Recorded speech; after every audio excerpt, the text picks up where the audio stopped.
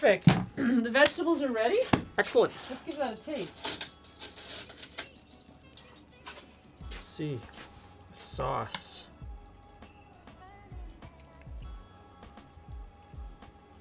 That's That's gonna go good. well with the chicken. That- No, it's gonna go well with the vegetables. It will. It's gonna go well with the vegetables. So this is honey mustard chicken.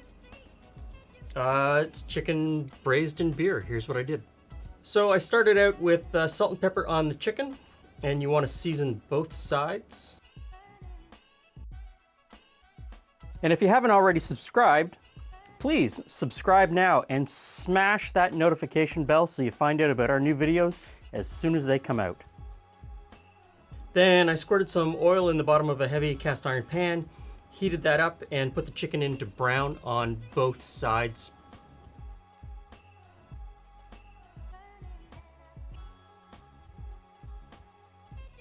Two, 3 minutes each side.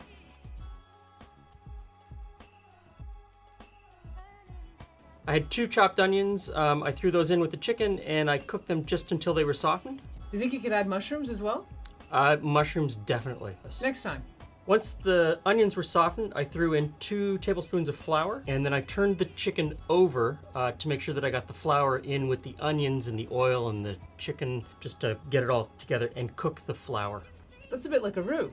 It is like a roux, except you don't have to worry about stirring it together. Flip the chicken back over and poured in 2 cups of our summer lawnmower beer. You want to use a beer that has low hop content because otherwise it could be too bitter. Put the lid on and cook that on sort of medium-low simmer. Once the chicken was cooked through, I took it out of the pan and turned the heat up to reduce the sauce by about half.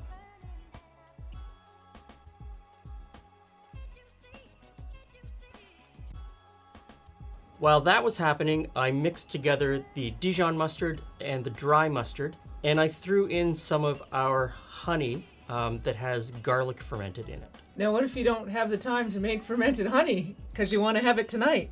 Yeah, so that recipe is elsewhere on our channel, but if you don't have the time, you could just use regular honey and maybe squish up a garlic bulb and put it in at this point as well. Mix that all together, and then I mixed that into the beer in the pan. And at this point, you don't want it to boil, you just want it at a low simmer. And then I put the chicken back in just to bring it back up to serving temperature. And that's it. Well, everything else is ready, so let's get a move on here. Okay.